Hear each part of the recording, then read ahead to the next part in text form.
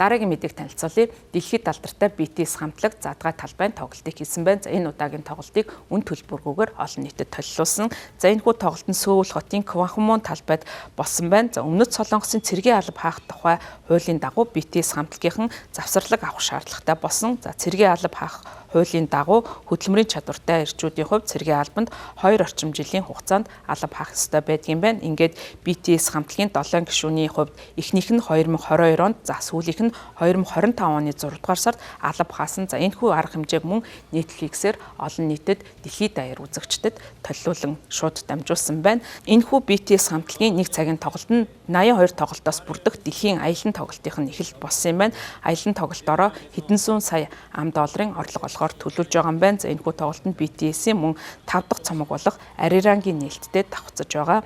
Хамтлагийн лейблийн хэлснээр тухайн цомог нь 24 цагийн дотор бараг 4 сая хувь борлогдсон, дахин 5 сая сүтэн бишрэгт софтифигээр худалдаж авахар хадгалсан байгаа юм байна. За энэ нь бол K-pop хамтлагийн түүхэн дэх хамгийн өндөр үзүүлэлт болж байна. За BTS хамтлагийн Бэм гарагийн тоглолт шинэ цомгийн эхний дуу болох Body to Body гэдэг дуугаар нээсэн байна. Хамтлагийн гишүүн суугаа үзэгчдэд хандаж хэлэхдээ Кванхмон талбай тоглолт хийх шинэ цомгоо Arirang гэж нэрлэх шийдвэр нь тус хамтлагийн өрмөц байдалд анхаарлаа хандуулж байгаатай холбоотой гэж тайлбарлсан байна. Arirang цомог нь олон зууны түүхтэй, хүсэл эрмэлзэл, тэсвэр төвчээрийн тухай Солонгосын алдарт ардын дууны нэрээр нэрлэгдсэн ийм цомог юм байна. За Кванхмон талбай болон Кёмбукгун орд нь бол олон өнгөөр дуурж пэнүүд нь BTS-ийн гэрлийн саваагаа даллахад гоцол дүүчин RM үзэгчдийг ухтан гарч ирээд сайн байна уу Сөүл, бид иргэн ирлээ гэж хэлсэн байна.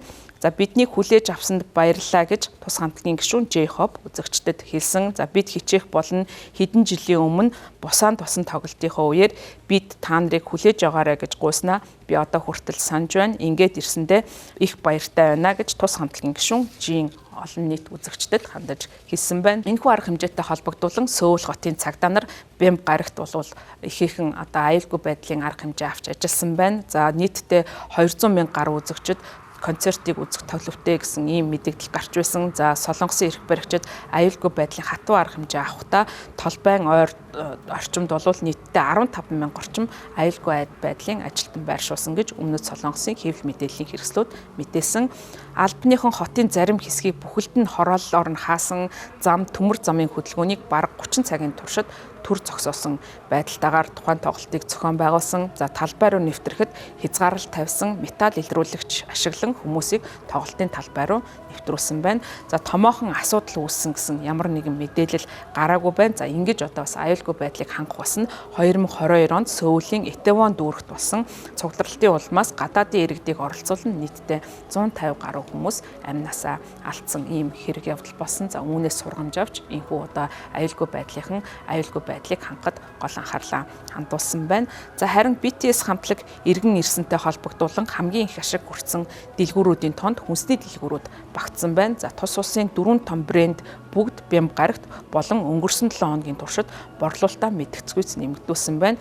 Кванхмон бүсэд байрлах GS25-ын 5 дэлгүүр нь Бэм гарагт борлуулалтын орлого нь өнгөрсөн 7 хоногтой харьцуулахад дунджаар 230%-аар, за тухайн дэлгүүрт зочилж орсон хүмүүсийн тоо 181%-аар өссөн гэж GS Retail компани Ням гарагт мэдгдсэн. 7 хоног тутмын борлуулалтын хамгийн өндөр өсөлт нь 378%-аас давсан үзүүлэлт болсон гэж тус компаниас мөн хэлж байгаа. За хүмүүс тоглолт эхлэхээс хэдхэн цагийн өмнө оройн 8 цагт Кванхмон талбайд цугларч эхэлсэн байна. За ингээд тус компани мэдэгдэж байгаагаар арга хэмжээний дараа ч гэсэн тухайн бус нутагт хүмүүс үлдсэн байна. Өдөр тутмын борлуулалтыг эрчимтэй хэвээр байлгасан. За GS-с хамгийн их борлуулагдсан зүйлүүд нь кимбаб, сэндвич, BTS-ийн шинэ цомог болох Arirang зэрэг нь багтсан байна. Үзэгчид авчирсан гэрлийн савааныхаа цэнэглэгч болох AAA батарейг бас хамгийн их өндөр борлуулалттай бараан дотрын эхний тавд нь багтсан байна. За энэ тоглолттой холбогдуулан зочид уудлуулан бусад байрлах газруудын хэмжээ ашиг ихээхэн нэмэгдсэн. Lotte Hotel, Plaza, Four Seasons, Кванхмон болон хотын захиргааны хорооллын бусад зочид уудлын өрөөнүүд концертын өмнө болон дараа ч гэсэн захиалгаар дүүрэн байсан байна. За хууль зүйн яамны урьдчилан тооцоосны дагуу 3 дугаар сарын 1-ээс 18-ны хооронд Солонгост айлчлан ирсэн гадаадын иргэдийн тоо 1.1 саяд хүрсэн өмнөх оны мөн үеэс 32.7% өссөн үзүүлэлт болсон байна. За Мёндун дахь лотте ихтлгүүрийн гол салбарын борлуулалт нь 3 дугаар сарын 20-оос 21-ний хооронд өмнөх оны мөн үеэс 20% өссөн борлуулалттай байсан байна. Мөн энэ хугацаанд гадаадын иргэдийн үйлчлүүлдэг дэлгүүрт орсон борлуулалт нь өмнөх оны мөн үеэс 2.4%-аар өссөн байна. За Мёндун дахь Шинсигэ их дэлгүүрийн гол салбарын борлуулалт нь 3 дугаар сарын 20-оос 21 оны хооронд өмнөх оны үеэс 41%-аар өссөн байна. За Пенүү цугларч гадаа олон цагаар хүлээж байхдаа бэлэн хоол амттны борлуулалтыг өсгсөн. За тус бүр нь 2.8 дахин өссөн гэсэн ийм борлуулалттай ажилласан мэдээлэл хүрсэн байна.